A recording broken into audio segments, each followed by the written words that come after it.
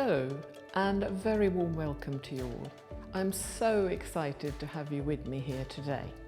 My name is Nina Tucknott and today I'm going to take you on a journey around the world.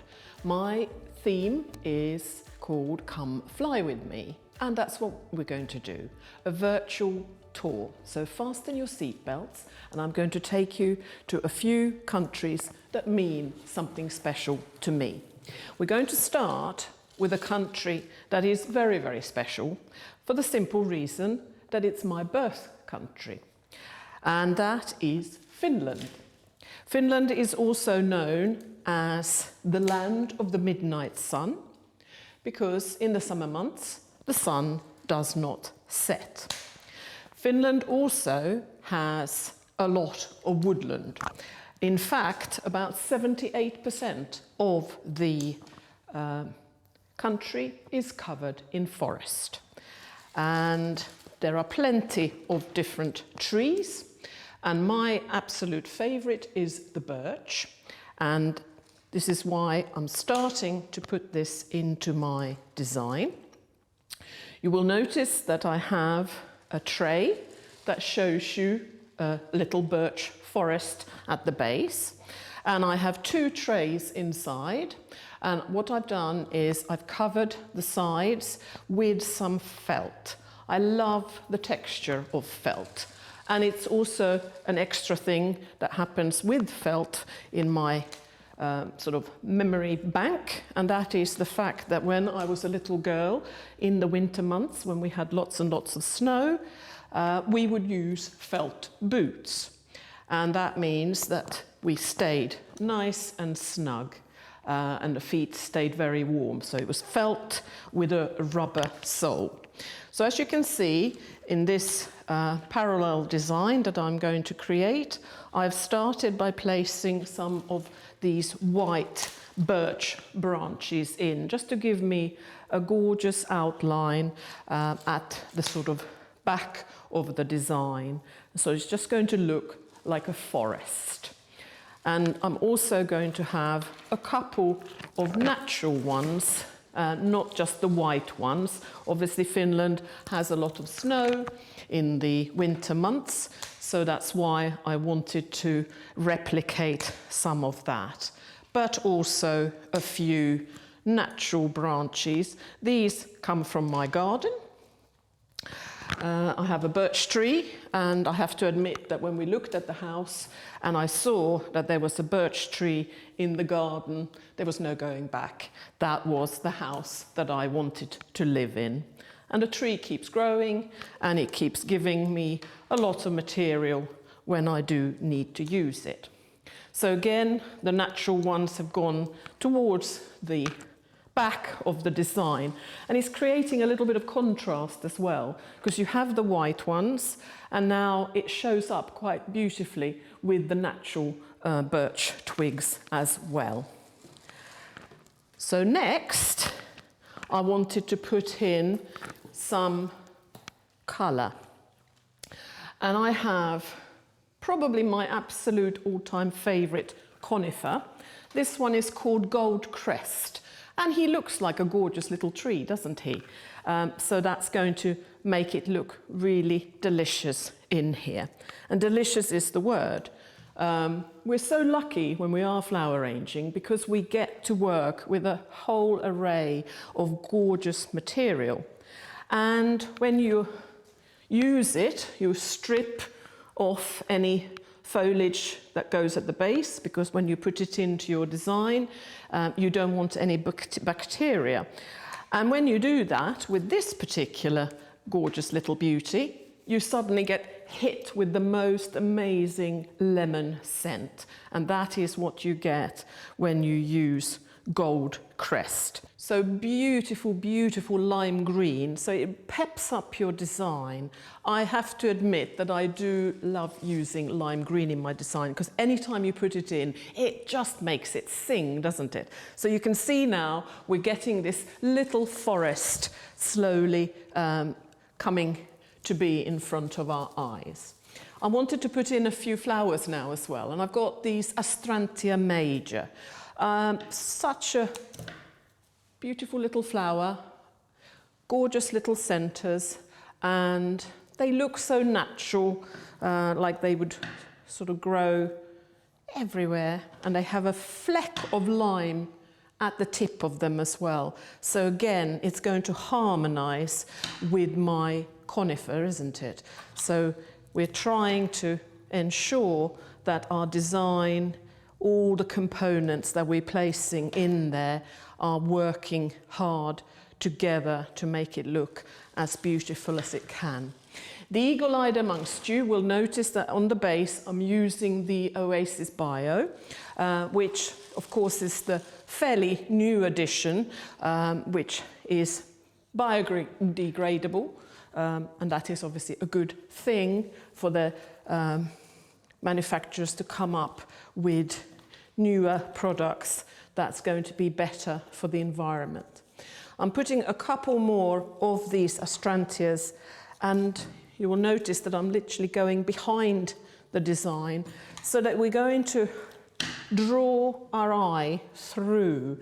So it's creating depth in the design, which again is very important, and very easily achievable to do that. So can you see how they're peeping through? You know they're there, you can just about see them, so they're hiding from you a little bit. Just put one more towards the base again. And now a couple of catkins, because I do like forest. This one is from the hazel, and again just creating a different form in our forest. And again you can see that they have a little bit of a light green tinge, and they are very tactile looking, and again placing them in amongst them, it just helps to carry on our woodland theme.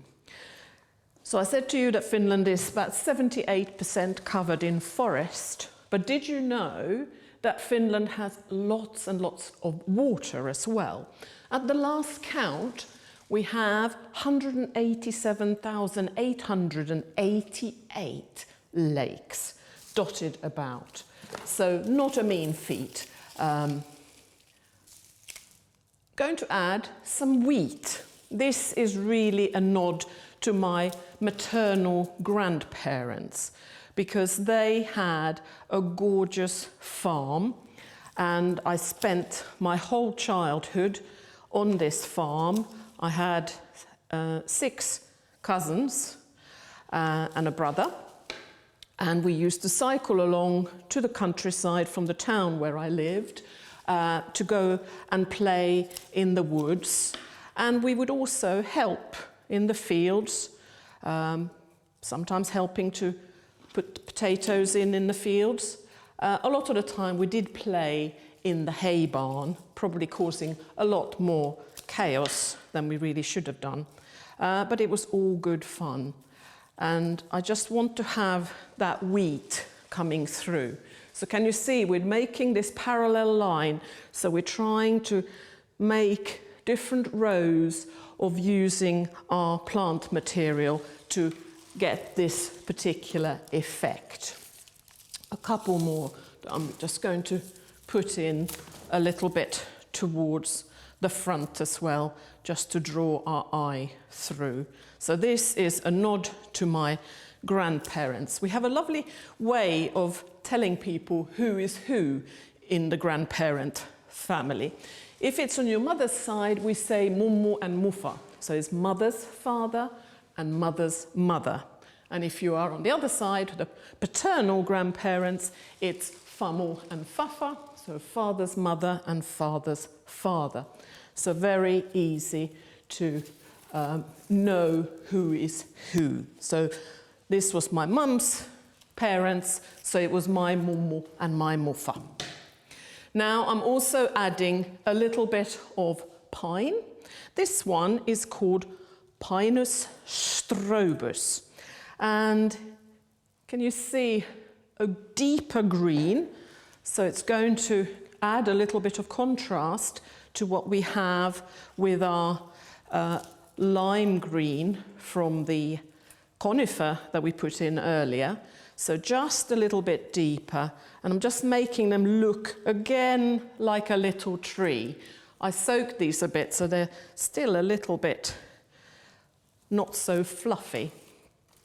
But again, I wish that my camera had a scent button for you, so you could sort of get a whiff of that beautifully pine scent that comes through from the resin. So can you see all these undulations of different colours, different textures, which is so important in flower arranging, to bring in different textures. Right, we had a couple of astrantia, and now I just wanted to add a few flowers. We have these carnations, dianthus, if you want to use the Latin name. And now we're going to do some fertling. Now, to coax them open a little bit more, you literally just gently do this to them. It does not harm them in any way, shape or form, and it just helps to open them up.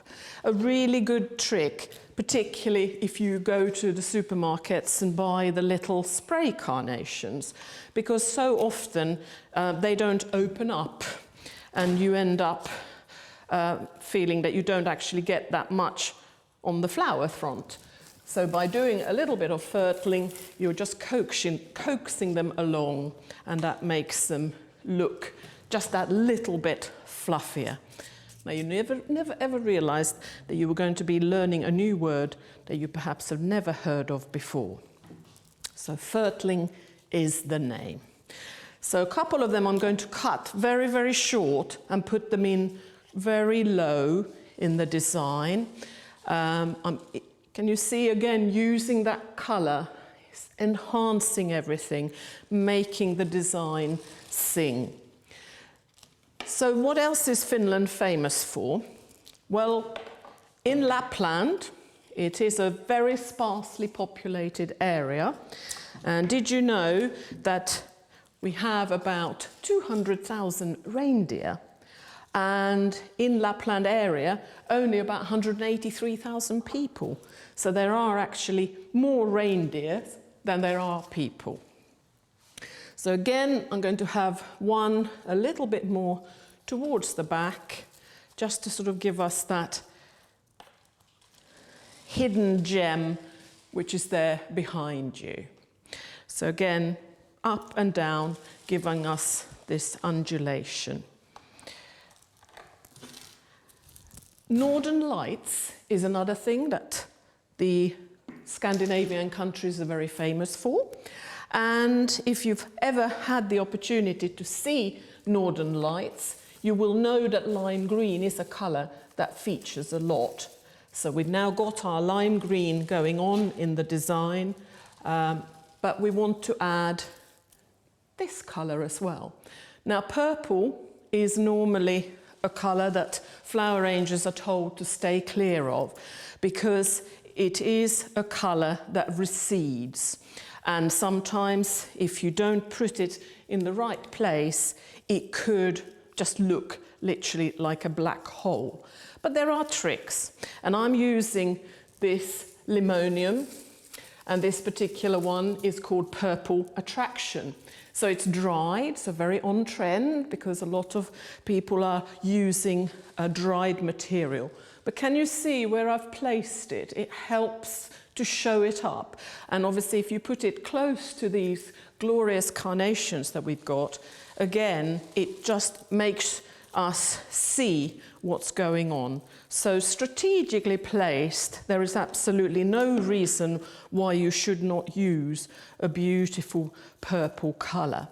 And of course now we're very much in vogue with it, because we know that the Northern Lights, a lot of it features purple. And you may have noticed that when I was using the felt around my containers, it does have a bit of purple in it. So again, we're harmonizing with the container. So what else? We are going to put in a little bit more of the lime green, just to give us that delicious pep.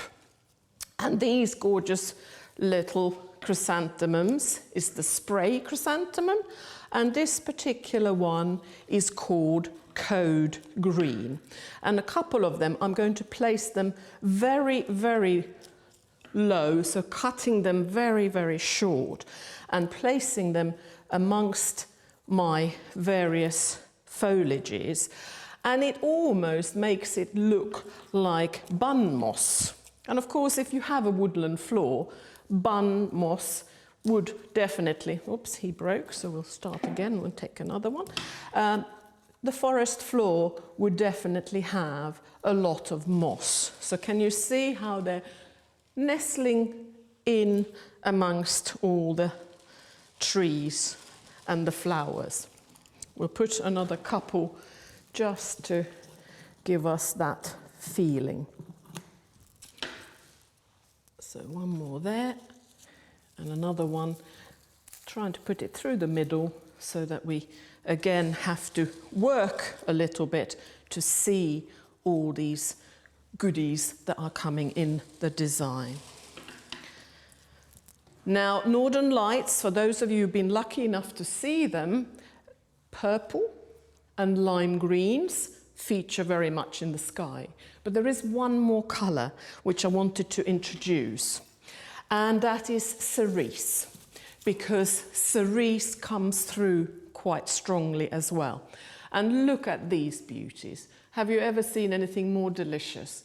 This one is another dianthus, so I'm harmonizing with the green ones that I have. But this particular one is called Hypnosis. And can you see that lilac shade, but then you've got this sort of shocking pink coming through in the middle. So really, really unusual markings. I'm so pleased that carnations are coming back into vogue big time. They kind of went out of favour for a while, which was a real shame, because the longevity of them is absolutely phenomenal. And how can you argue that you would not love something that looks like this? And I'll just show you how that has now given us our Northern Lights. Suddenly that beautiful cerise is coming through. And just a few more, and again, because I've already got my dried wheat, I've also dried some gypsophilia. And once it had dried, I have sprayed it with a flower spray cerise. So again, just a couple of areas where I just want to put it in to just give us a little bit of that beautiful cerise colour that would definitely feature in Northern Lights. So a couple more coming through, and then we're almost there. So just put one into the middle and one on the side. And there, ladies and gentlemen, we have my homage to my home country, Finland, and its Northern Lights.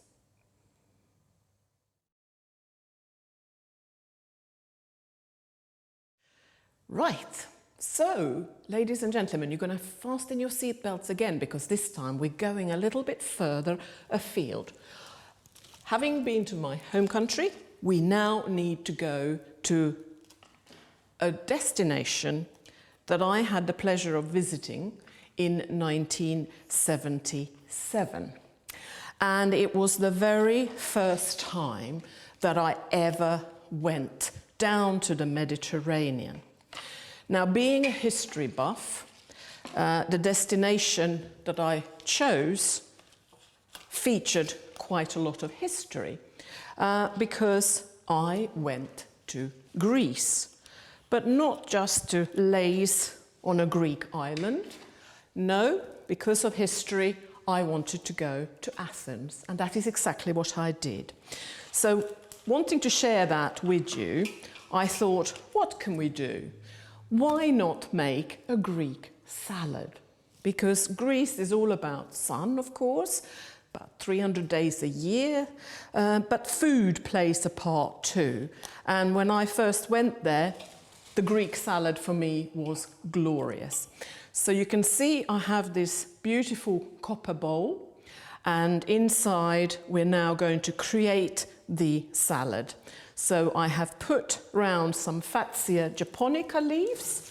I have 2 of those growing in my garden, and it is a shrub that no self-respecting flower arranger should be without, because it really, really is a very, very useful shrub to have. And of course the form, that sort of pointed leaves that you get, creates wonderful rhythm in the design as well. So we started with those, and now we moved on to this gorgeous shrub that again comes from my garden. And this one, I had never seen it until moving into the house. It is a Portuguese laurel, Prunus lusitanica.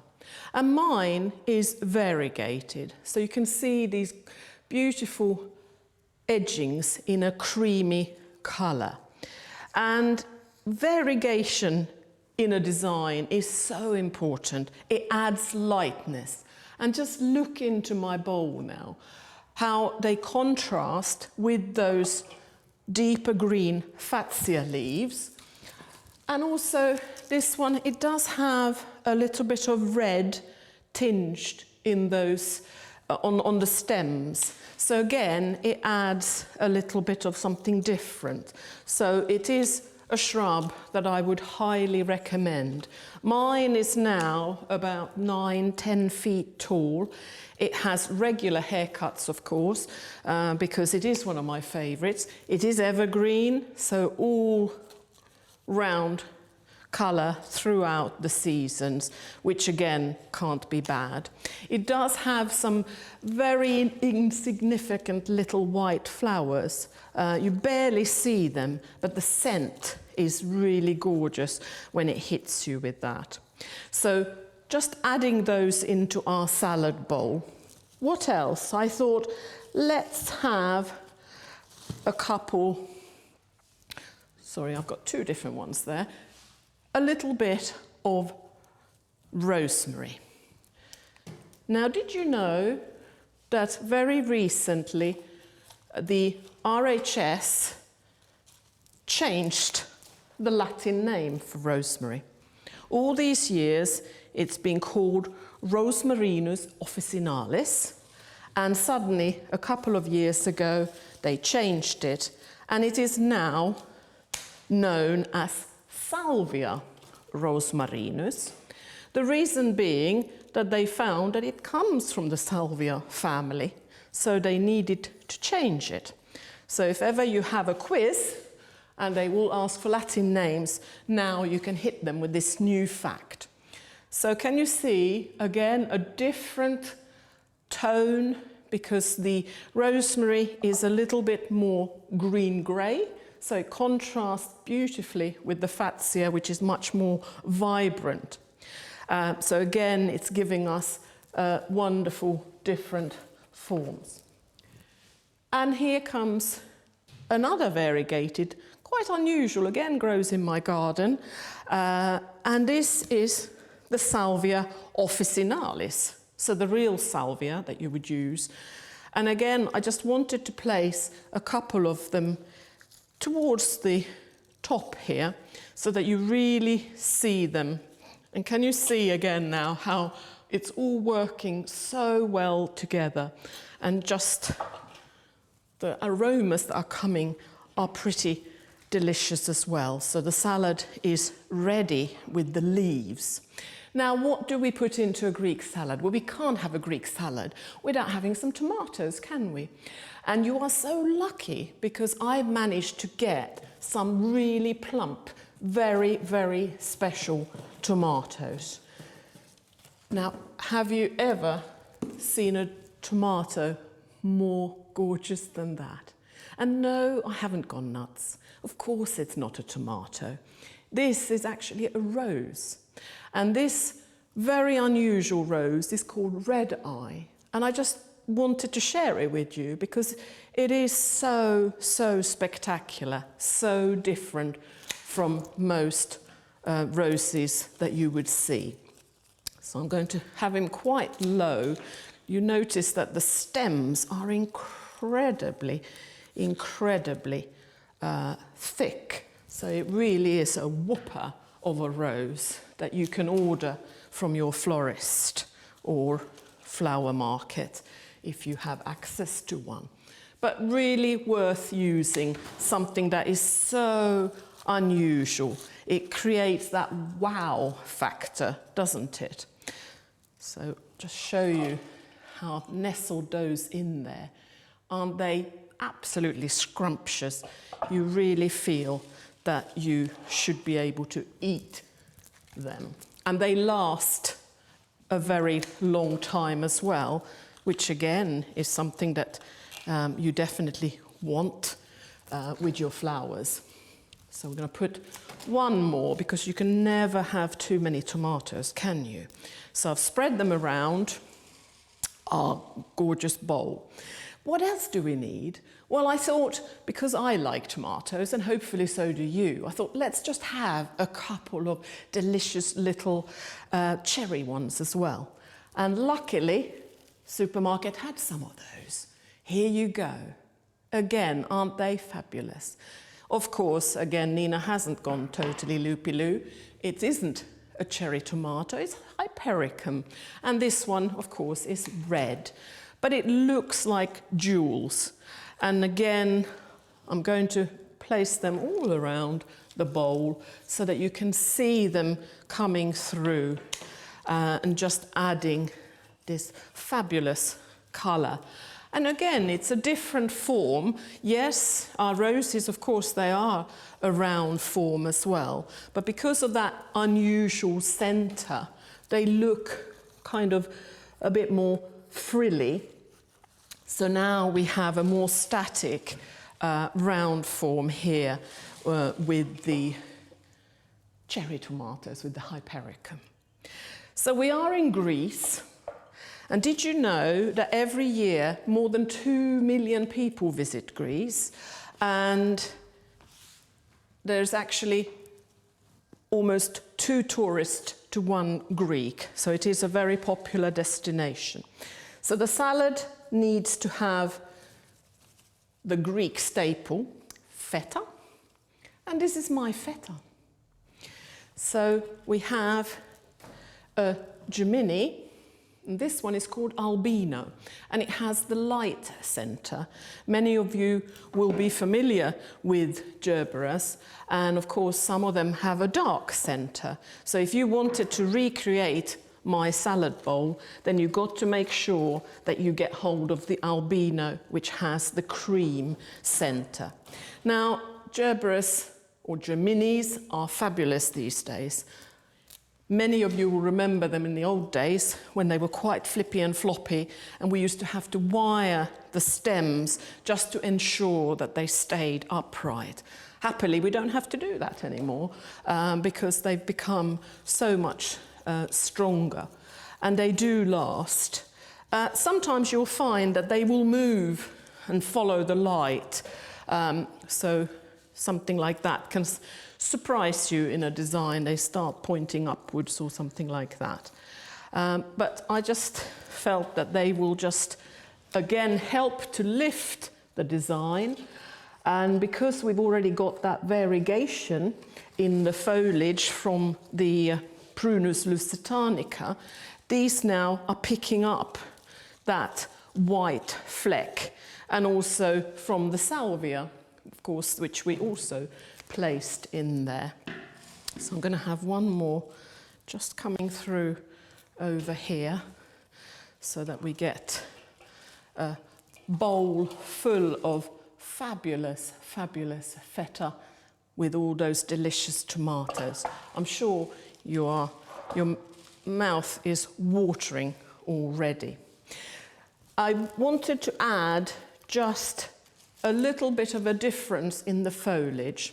So here we have Pittosporum Tom Thumb. Now, because he's dark, it can be a little bit difficult to see using something like this. So just being careful, placing it around, then it just gives us a different colour.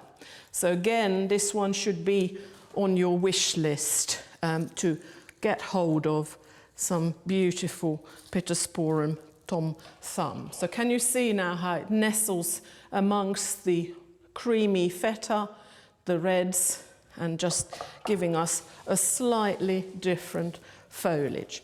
I've just found at the bottom of my box a few more of the beautiful tomatoes.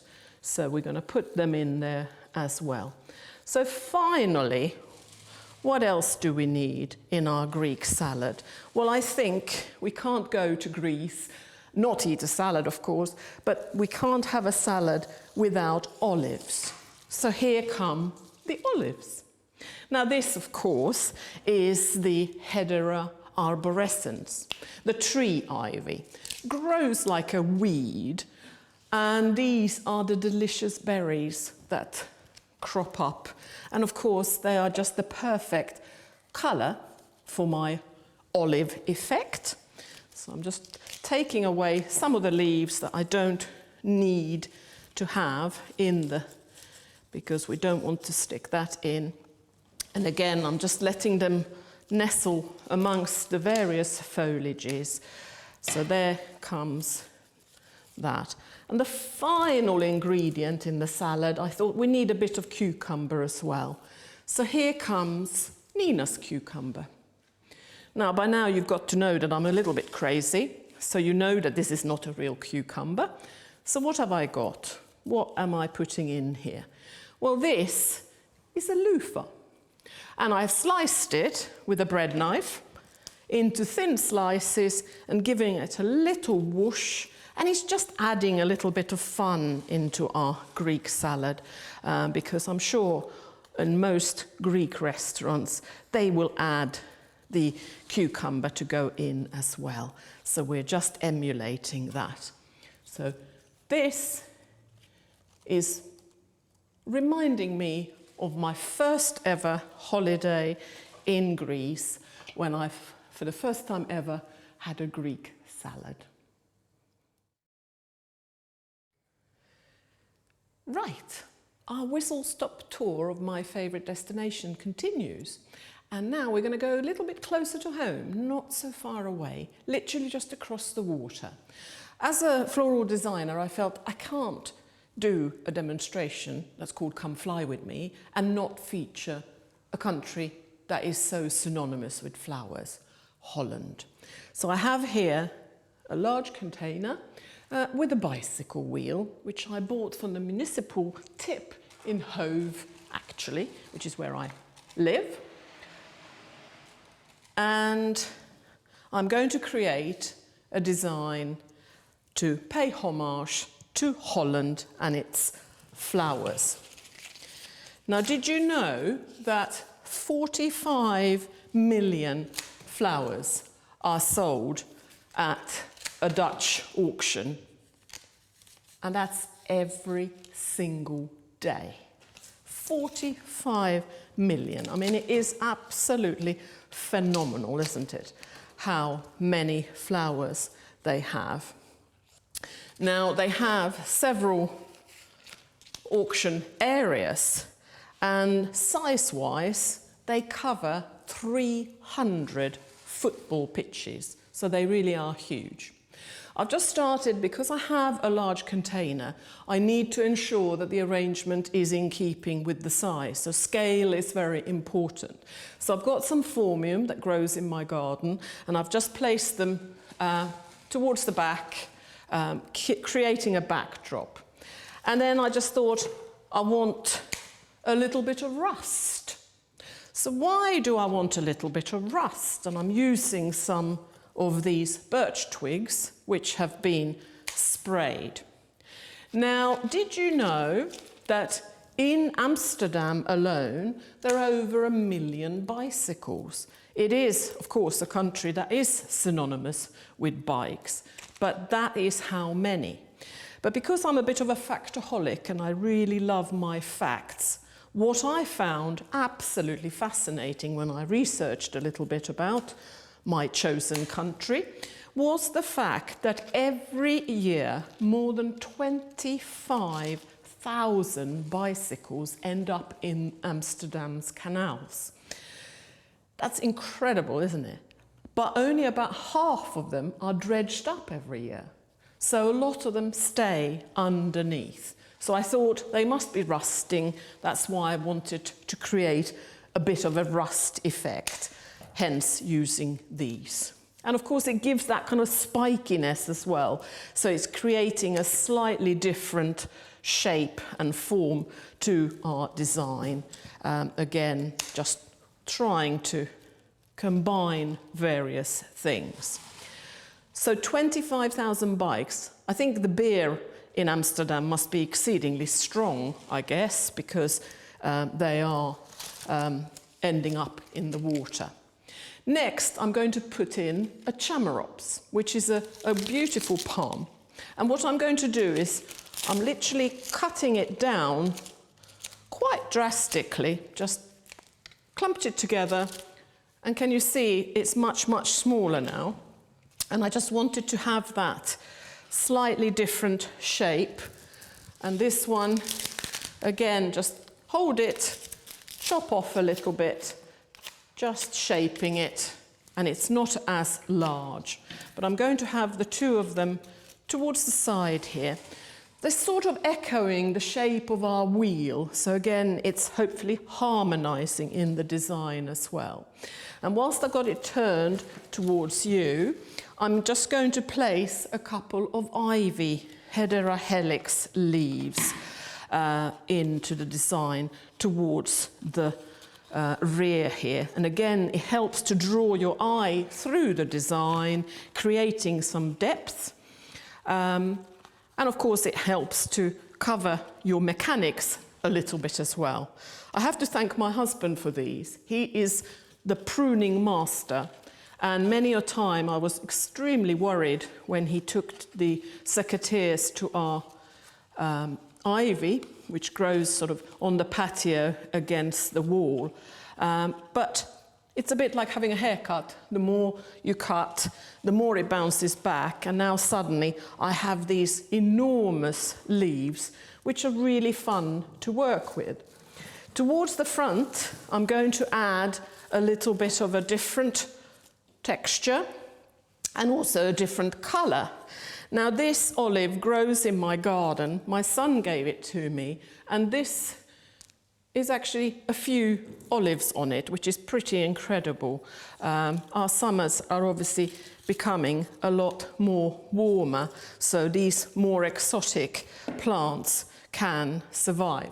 And what I'm doing is turning it so that it's the underside I'm a little bit more interested in than the actual front, if you like, just to let us have that grey tone coming through. So sometimes look at the underside of leaves, because they can be really glorious as well. And as I say, with this olive, I actually prefer to use the underside. So I'm just going to turn him around so you can see, softening the edges of the container and now pepping it up with that lighter shade to contrast with the deeper green that I've already placed inside. And because I'm continuing on the grey theme, I've also got some of this helichrysum, which of course is the curry plant. And again, if we had a scent button, you'd be able to smell that curry. So because I have the grey on one side, I'm just going to harmonise these and put them on the other side. And they're quite a different form from our chamaerops palm, so it's going to show up quite strongly as well, which again is good. I think we'll have one more, a little bit shorter, always stripping anything that's going to go in to your foam to ensure no bacteria. So can you see how that's now creating a different shade, a different form against those palm leaves. So what else? I thought we could have some flowers now. And I have chosen these, which is the Bloom's range of chrysanthemum. This one is called Anastasia White. And I've chosen this for the simple reason that I felt that it echoes a little bit the wheel shape. So we have that at the back, and this does look a little bit like a wheel. And I'm placing these in a lazy S shape. I'm just going to put the third one in, and then I will turn it round so you can have a look. And it's a pleasing way to put in your flowers to create a bit of drama. So can you see what I mean? Slowly coming down, sort of in a zigzag, but not so sharp, that we're doing it more in softer, and that's why I call it the S shape. So we'll place another couple into the design, coming down and giving us that. And the final one, I'm actually going to have him coming quite forwards. So again, making the design much more 3D as opposed to being quite sort of flat. So you're seeing how we're slowly coming down, creating a pattern with those flowers. So what else can I put in there? Well, we are in Holland, so how could I do a design if I did not put in some tulips? Tulips from Amsterdam, as the song goes. And I wanted to just have a few of them to pay homage to the growers. Now, every year in January, the Dutch growers come to Amsterdam with their new tulips. Now look at him. He's got that gorgeous green tinge. Can you see? Just a little fleck. It's just given us an extra level, harmonizing beautifully with the foliage, the leaf on there. So every end of January, I think it's the third weekend in January, the growers turn up in droves with all the new tulips that they've trialled, and they go into the Dam Square and they lay them out into a carpet, if you like, and then a few hours later the Joe public is allowed to go and help themselves to the flowers. So what a lovely way to celebrate their fabulous bloom. I wanted to put in some eucalyptus as well, because it's got that wonderful scent. Oh, that's hard. And again, a greeny grey tone. I'll just show you the couple that I've put in. So again, it's giving us a contrast in form and shape, and again, a coolness to go with those other forms. So we'll have a couple more in there. So if you're ever able to go to Amsterdam, perhaps try and time your visit in January so that you have a chance of seeing this beautiful creation in the main square.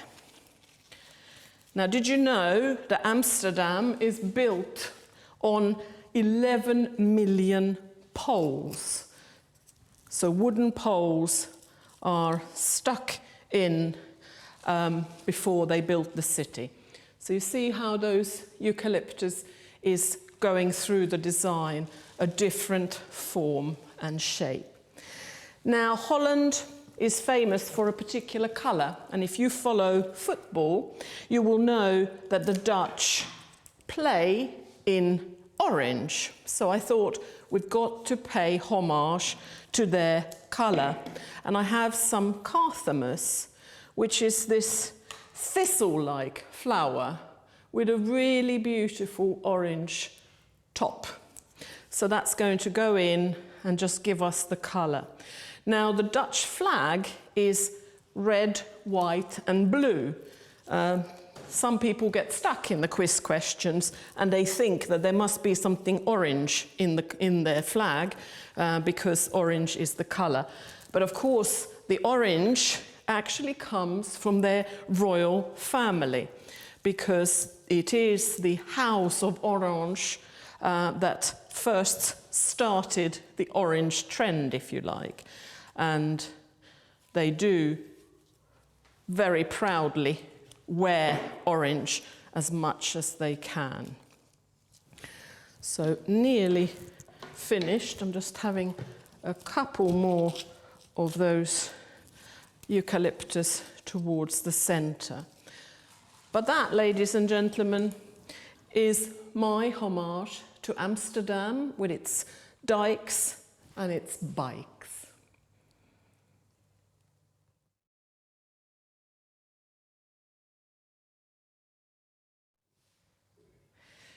Right, ladies and gentlemen, we're going to go to yet another destination. And this, I will have to confess, is probably my favourite country in all the world. And that is Italy. I have visited many, many times now, and I like it so much that a few years ago I did GCSE Italian, and I'm very, very proud to tell you that I got a star.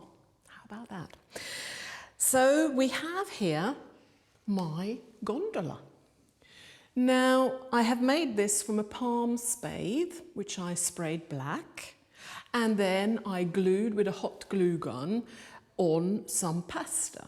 Now, I'm on a gluten-free diet, so this pasta is gluten-free. And then, of course, it was sprayed black. And I have got some beautiful laurel leaves to just cover the sides of my gondola, to just create a nice shape and form.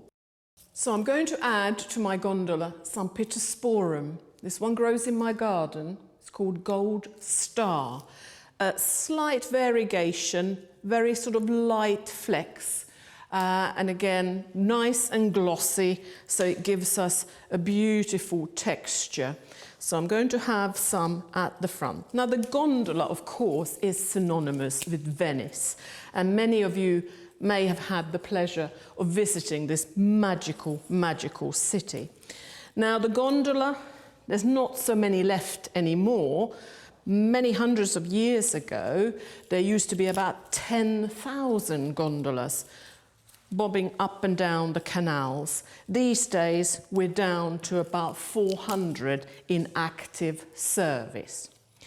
Now, can you see how I've placed that Pittosporum across? We've got some going through here and then coming across the top as well. Now, did you know that a gondola is made from 8 different types of wood? 8. I bet you didn't know that. But it's true. So what type of wood have we got? Well, we've got fir, oak, cherry. We've also got walnut, elm, mahogany, larch and lime. Now, I won't quiz you later, so don't worry if you've already forgotten all of those. Now, I'm putting in a little bit of Dane racemosa. Now, that is soft ruscus to you and me. And I just wanted to have a couple of these coming right across, just following the line of our gondola. Now, this is a wonderful, wonderful shrub because it gives you really beautiful, sort of slightly glossy foliage. And can you see how it's now following the line of my beautiful gondola? Now, a few hundred years ago, every gondola had a little box on top. And this particular box was called a felze. And it was very popular to use it because a lot of hanky-panky went on because the Pfälzer had all the windows covered with blinds. Now these blinds were called Venetian blinds, and that is where we get the word to this very day. Now it became so problematic with people hiding behind the blinds that in the end they decreed that you could not have a Pfälzer on top of a gondola anymore. So they became the open type vessels that we see today. Now, whilst I was telling you about the Pfälzer, I've been adding some of this shrub into the design. This grows in my garden. It's called arbutus, and it is the strawberry tree. And I do really like using this because it almost gives you a shape of a flower and a bit of a red tinge on the stems. So it just adds an extra dimension. And again, keep them quite low so that you really, really, really can see that wonderful form that they're creating. Just going to lift it up so you can see how they're nestling amongst the others. Can you see? Very delicious, aren't they? So another little shrub for your wish list, if you haven't already got it, called arbutus. Now, it has some insignificant looking flowers. Can you see? Almost like the heather family. It's like a little bell. But what happens afterwards, you get these delicious looking berries. First sort of a yellow, goes to orange and then to red, and that is where it gets its name, because they kind of look like strawberries. They're much, much loved by birds. So again, a beautiful addition to your garden to help the wildlife as well. What else? Well, I thought we need to put in my absolute favourite special flower. How about this gorgeous beauty? This is a Gloriosa lily, and it's called Gloriosa superba. Now, Carl von Linné, who put together our Latin names, he could not have got it any better, could he? I mean, it's the most superb flower. And I felt that it looks a little bit like a mask.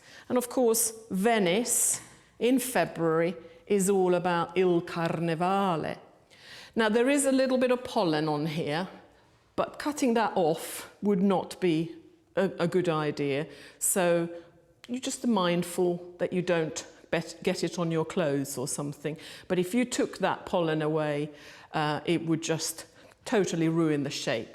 Now, they come in yellows and orange and even a lime green. This particular one, which I've chosen for my gondola, is called Rothschildiana.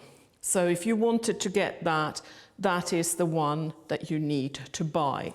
Now, these come in a bag, like a vacuum bag, and you just pop that open and use that.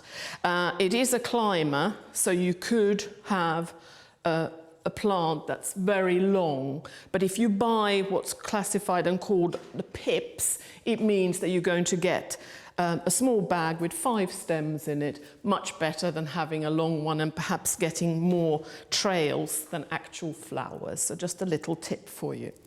Now, because we've got that beautiful yellow tinge to it, I thought, let's add these beautiful yellow roses. This is a spray rose, and it's just going to pick up the colour, so we'll just dot them around our gondola. Now, a little bit of gondola fact for you. In 2015, something quite remarkable happened in Venice, and that was when a lady called Georgia Boscolo became the first female gondolier. How incredible that they finally got that far. Just show you how those yellow roses are really making the gondola sing and harmonizing beautifully with our Gloriosa lilies. So we'll have a few more coming through just to give us that colour thing that we want to get right through the whole design. And the last one, I think I'm going to have over there. And then I thought, what about introducing a little bit of lightness? Now this is Asparagus setaceus. So it's the trailing asparagus. Looks almost like a tree. I'm very fortunate to do weddings regularly. And I have to say, if ever a bride requests a bouquet that's a trailing one, I always try to incorporate this beautiful fern, because it just adds that beautiful lightness. And can you imagine, against an ivory or a white dress, you suddenly have a real beautiful backdrop to show each individual strand of your plant. And a little tip for you, this one smells very nice, and I'm sorry you can't smell it. So what does it smell of? Well, a little tip when you do use things like this, because they can molt. And it just means that the tiny, fine hairs are coming off. And one way to ensure that they don't do so is you spray it with hairspray. So I have given this a little whoosh. And because I know you're all posh, I haven't used any old hairspray. Of course, I've only used Elnet. So finally, to bring in a bit of fun, I've decided that we'll put in a couple of these little beauties. Such an unusual flower. This is called a Craspedia, and it's just a little ball. Some people call them billy buttons, but Craspedia is the name. And I just thought they'll add a bit of fun to the design. These last forever. So if you ever buy some Craspedia, you will have them for a long, long time. I once gave a demonstration and discussed this fact, and a lady at the end, she came up to me and she said she had once won a design in a raffle which featured some Craspedia, and she was told that they will last, so she decided to, once the arrangement died, she took them out, put them in a vase on the mantelpiece, and she said that was 23 years ago, and they're still sitting there looking almost the same. So quite a nice thing to have. So here, ladies and gentlemen, is my homage to the Italian gondola. Right, ladies and gentlemen, now we're going to hop on a plane again. This time it's going to take quite a while, because I'm going to take you to a country that I did not ever in my wildest dreams imagine that I would be visiting. There is a little story attached to this, and I have to thank Tesco's. Now, why am I talking about a supermarket and travel? Well, it's all to do with Avios points that I have collected for about 100 years. Don't think I ever signed up to it, but they accumulated, and eventually I felt I need to do something about it. And a friend of mine, she said to me, Nina, you should look at travelling somewhere, because you can use them for air travel. Well, lo and behold, having got thousands and thousands and thousands of points, suddenly I found that I could go quite a long way. So where did my husband and I choose to go? Well, at the time, it was 2017, and we were due to celebrate 35 years of wedded bliss. And Muggings here was absolutely convinced that 35 years of wedded bliss is emerald. So I said to John, I would love to go and swim in the Emerald Sea, which of course is in Thailand. So we checked to see whether these millions of points would add up to anything, and lo and behold, they did. So eventually, much to my astonishment, I ended up being able to go to Thailand. And you know, when you want to go somewhere, you get a little bit panicky that, you know, is it going to live up to expectations? Well, I can tell you, it did and beyond. About a week before we were due to go, a friend phoned me up and she said, Nina, you know, you keep talking about for your Emerald anniversary that you want to swim in the Emerald Sea, the Andaman Sea. I said, yes. She said, well, I just need to tell you that 35 years of wedded bliss is not emerald at all. It's actually coral. So I was in a bit of a panic. So we'll talk about that one in a minute, just showing you that I have created here a nice mass of my Prunus lusitanica, that Portuguese laurel. And on this side, just placed 2 aspidistra leaves, just to give us a bit of vavavoom on this side. So I wanted to celebrate this amazing holiday. And of course, you always have cocktails when you go on your holidays. So that is why we've got this cocktail glass that I'm creating the design in. So back to my embarrassment, then having to tell John that actually it isn't at all emerald. But luckily for me, of course, the Emerald Sea, the Andaman Sea, is full of coral. So I kind of got away with it because suddenly I could say, well, it is our coral anniversary and there is coral in the sea. So we got away with that.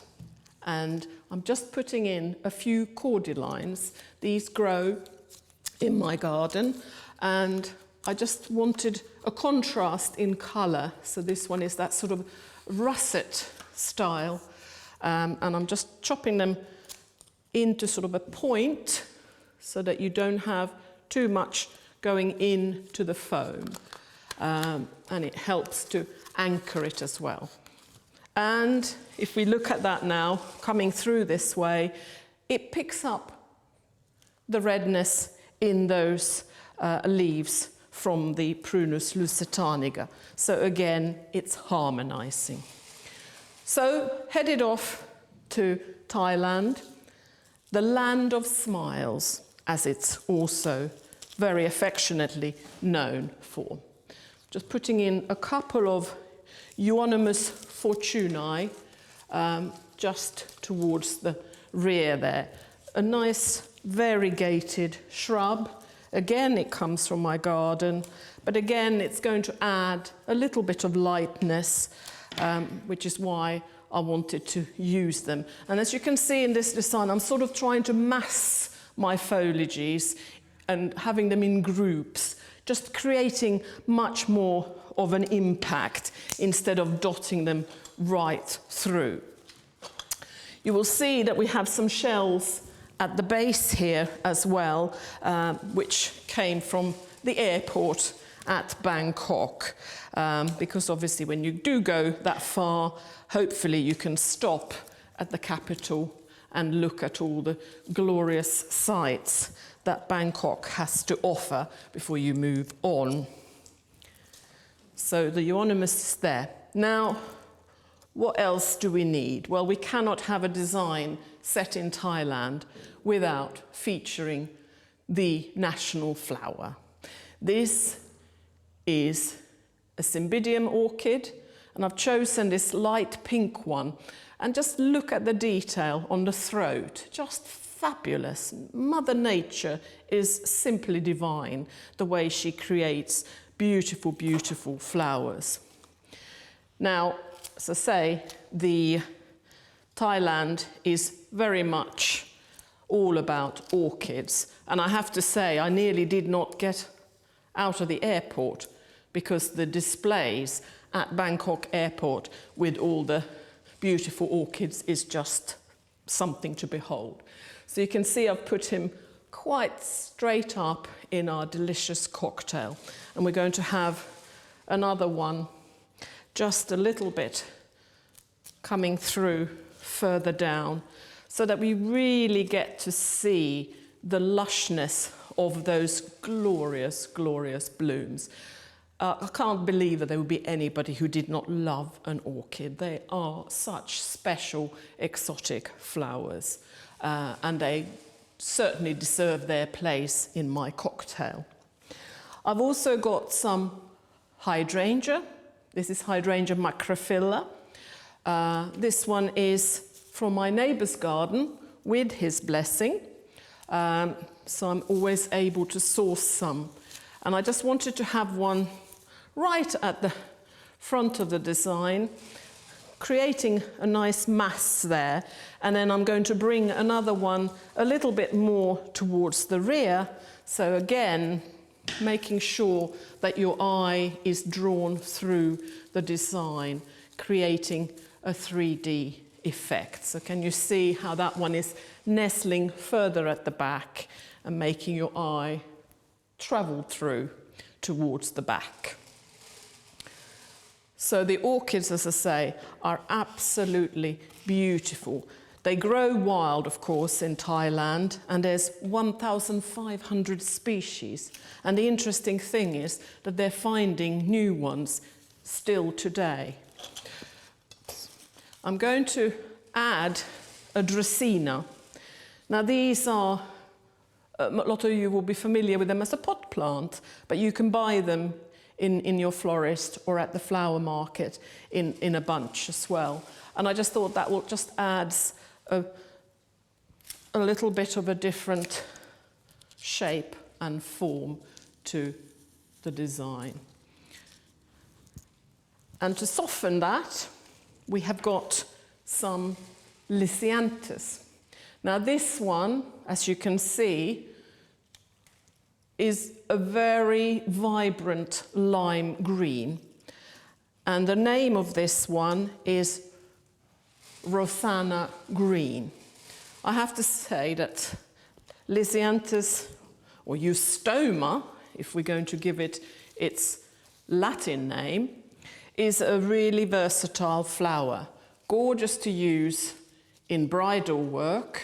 And I have to admit, I do always try and convince my bride that she cannot do without a couple of these. A lot of brides do not really know about a Eustoma. And then when they see them with the buds that are just so beautiful just on their own, and coming in an array of colour tones, then they suddenly realise that perhaps it is a flower that they should put in their bouquet. So I'll just show you how a couple of these going through. Just going to turn him a little bit. Oh no, he's broken off. We'll start again and put another one in just to give us a little bit more in the top section and following the line through. Now, did you know that Thailand used to be called Siam before it changed its name to Thailand? And of course, the Siamese cat does come from there. And there used to be 23 different Siamese cat varieties. Now they're down to only 6 different ones. But what's interesting is if you get married in Thailand, and I have to say, if you do go to Thailand, you very, very likely are going to see a wedding somewhere, because that does happen quite often. But apparently it's very lucky for a bride to receive 2 Siamese cats. So if you were to get an invitation, just bear that in mind, that perhaps that is something that you should do and take along. Now, we need some lotus seed pods. They grow, the lotus flower, usually in temples. They have them everywhere in low bowls, and they just sit there. And of course, these are the dried ones.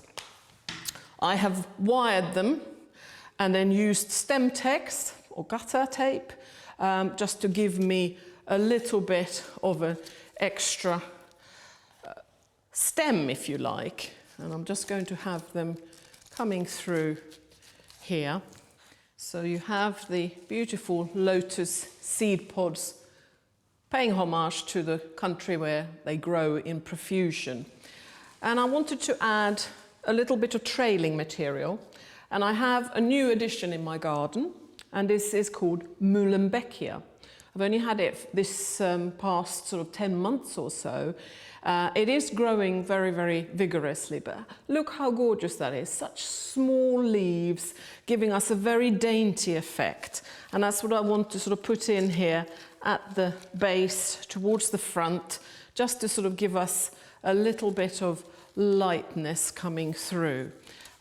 So that is what's going in, the Muhlenbeckia. So can you see how it's not overpowering and it's just draping itself down towards the base. And on the left-hand side, I just wanted to add a little bit of lightness, and this is one of my favorite grasses. It's called fountain grass, gorgeously fluffy, and I think that's just going to add a bit of extra to the side over here, just a little bit of lightness, and of course it has got that flecks of lime green, so we're echoing that from the eustomas, the lisianthus that we put in. So can you see? Just softens that side as well and harmonizing with the color.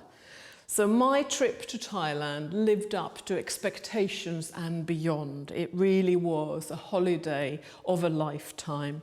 And of course, I was able to have lots of cocktails. So let's just put the straw in there so you can take time to drink in the beauty of Thailand.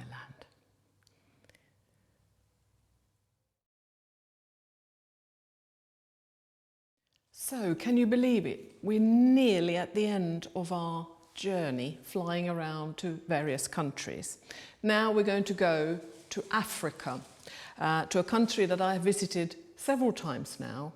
And the first time I ever went, it left such an impression that I will never forget it. And it's Morocco. So I've got a rattan container here, and I can just see this being somewhere in a beautiful riad on their patio. Now, Marrakesh is the town, the city that I want to take us to. And as I say, I have visited several times. And what I really wanted to do was take you along to my all-time favourite garden in the whole world. And that is situated in the heart of this ochre city. It's a bustling city, absolutely nuts with sounds and smells, and then in the middle you find this incredible gem of a garden which is called Jardin Majorelle, and that's where we're heading. Now, Jardin Majorelle was first started its journey as a garden in the 1920s when a chap called Majorelle from France, Jacques Majorelle, bought a bit of land, 12 acres, and started cultivating it. Today, it's full of beautiful palms, so that's why we're going to have an array of palms. So I've already put in the phoenix palm, which many of you would recognize as a palm that you might have in your lounge as a pot plant. And then we're also going to have the chamaerops, which we had earlier in the Dutch design. And as I say, Jardin Majorelle is filled with these glorious, glorious palms. On top of that, you also get a lot of cacti. For obvious reasons, it's not a plant that I really want to put into a design, so I hope that you will forgive me. Now, the one thing that Jardin Majorelle is extremely famous for is that Jacques he was an artist, so he had a tremendous eye for colour. And he decided that amongst all that verdant greenery, he needed to inject some colour. So all the pots that are dotted about the gardens to this day are painted. And he chose to paint them in orange and also in yellow to really inject this fabulous pop of colour. So I've put in a little bit of grevillea. Now this particular one has been dyed, and the underside is what draws up whatever colour. You can have it in lilacs, reds, yellows. As I say, mine is orange. So I wanted to have that in there to bring the colour through. Now I've got an aspidistra leaf, and I'm going to put that into the design. And what I'm going to do is pierce it. So I chopped off a little bit of the end, and then I'm going to hold it next to the piece of foam and then literally just go straight through. And I'm going to do that at the front. I'll just show you in a second what it looks like. So it's covering a space, and it's giving us some enclosed space as well, which is always important in a design. Towards the back, as I've turned the design towards you, again, a few ivy leaves just to add some different shape and form compared to the palms. Now, I do like using a palm because it gives you that sort of lacy effect. It's very see-through, isn't it? So you can, it doesn't feel heavy. Whilst if you're using something like this, then obviously that is more like a block, so you don't see through. And I thought, let's have a couple more exotic foliages. So we got the beautiful, beautiful Monstera. Monstera deliciosa. Again, a house plant that many people will be familiar with. Now, cheese plant is what most people call it. This one hasn't sort of been serrated, so it's a little bit more of a block. They come in various shapes and forms. So I'm just going to have him nestling at the base and letting that chamaerops just come forwards. So you can see how verdant and gorgeous our lush Jardin Majorel garden is. So we need to add a little bit of extra. So I'm putting a few more of the orange grevillea just to give us that pep of colour. And then I thought, we cannot have a garden, exotic garden, without a beautiful exotic flower. Now this is a Strelitzia reginae, so she is the queen of all flowers. And of course, colour-wise, perfect, because she's got that orange tinge to it. So just look at what a majestic, majestic plant we have. And I just thought this garden is full of so many gorgeous wonders. We really can't have one on her own. So she's now going to have a friend, and they're not looking at each other. Well, they simply haven't got time to look at each other. They're looking around this fabulous garden that Jacques started to create all those years ago. He became such an eminent gardener that people from all over the world took real note of what he was doing and started sending him exotic plants. And of course, he was very, very happy to accept that. So botanists in particular really were impressed with what he was doing. So I've just added a couple of exotic dracaenas again. We used some in another design. This one is a little bit deeper coloured, not such a variegation on it. But again, something that you could possibly find in Jacques' garden. Now the story isn't all that happy. I'm just going to now add some of the yellow because all those pots that he had contains the colour yellow as well as the orange. So the story isn't the happiest because in 1962, having worked on his garden all those years and lots of people started visiting and enjoying it, Jacques was involved in a pretty horrid car crash. And he was so much injured that they simply could not look after him in Marrakech. So he had to go back to Paris, where he originally came from. Of course, he didn't want to go at all, but he was left with very little choice. And in fact, his leg had to be amputated because he was so injured.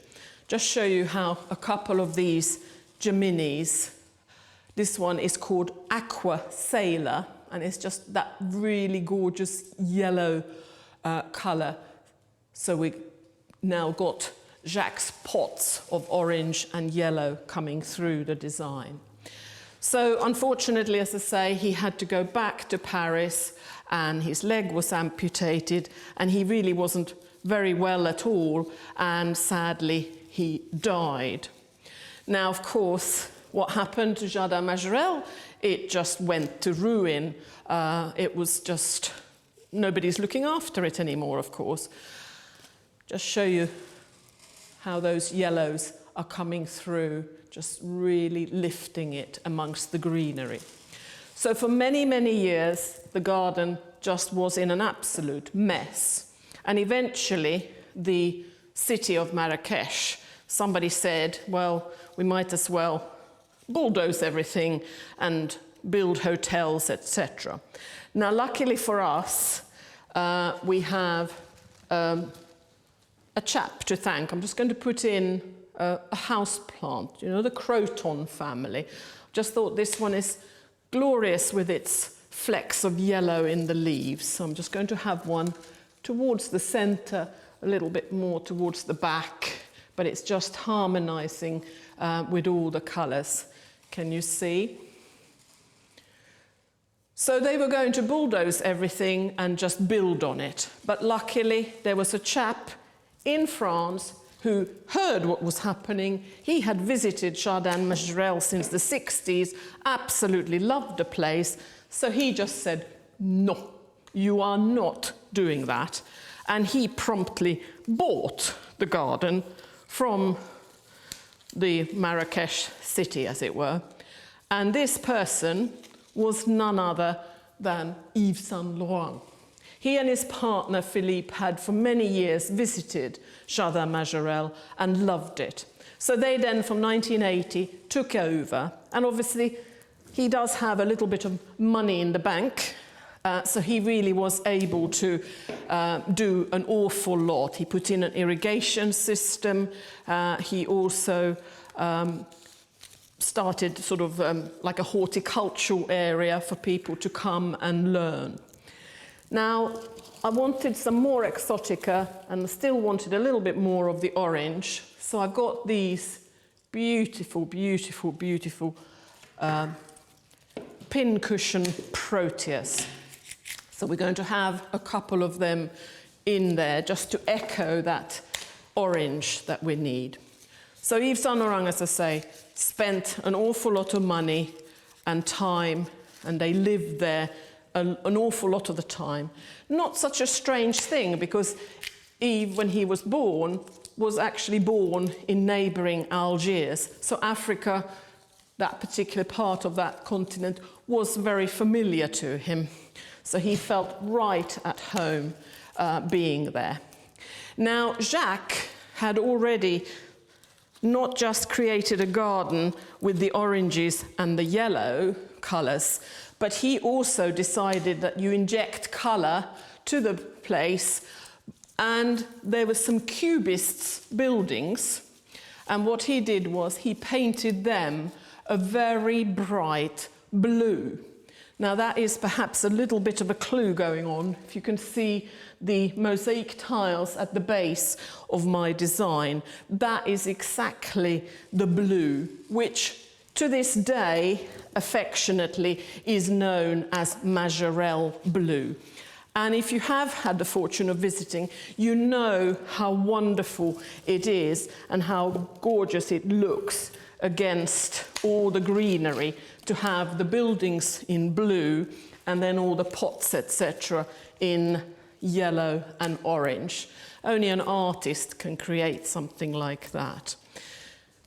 So to make sure that we have the blue running through the design from top to bottom, matching the container with what's going on above, I have sprayed a couple of allium seed heads from my garden again in that Majorelle blue. And I'm just going to have a couple of them in here just to give us that continuity, if you like. And of course they're spiky, so even though they're quite big, they're not going to interfere too much with what's going on with all the other plants. You can almost see through them. So I'm just going to have a third one coming through slightly on the diagonal. So we can thank Yves Saint Laurent for his wonderful vision of rescuing a garden that really did need rescuing, because it's such an important thing for us to be able to go and see. And every year about 600,000 people travel to Marrakesh to do exactly that. And I would urge you, if you ever have the chance of going there, that you do ensure that a visit to Jardin Majorelle is also on the cards.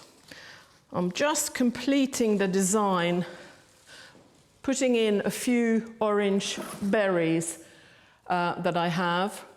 And again, it's just echoing that colour that we wanted to have, to make sure that we get it correct with the garden. So as I say, that is probably the most beautiful garden I have ever had the pleasure of visiting. It is so tranquil to be able to go and walk around and spend a few hours there. So we can thank not only Jacques for doing all the work all those years ago, but then other people carrying on his legacy to ensure that the enjoyment is there for generations to come. So, ladies and gentlemen, my homage to Jardin Majorelle in Marrakesh.